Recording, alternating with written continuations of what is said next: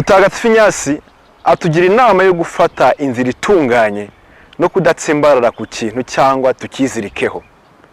Ibi ntabwo ari ukwita ku bintu cyangwa kuba nkaho bitadufasheho cyangwa udafashije, ahubwo ni ukwishyura ukizana umurikiwe no gushaka kw'Imana mu mahitamo yacu. Nk'uko ibaba rigurutswa n'umuyaga ukariganisha aho ushaka, umuntu udatsimbarara cyangwa ngo yizirike ku mahitamo no gushaka kwe, atuma Roho w'Imana amuganisha ahakenewe kurushaho kugira ngo Imana ihabwe ikuzo muri we.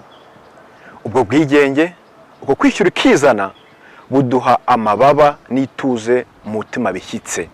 Ubu se muri iki gihe ni iki mpamagarirwa kurekura, kutizirikaho, kudatsimbararaho, maze ahubwo amizero yanjye nkayarundurira muri Nyagasani.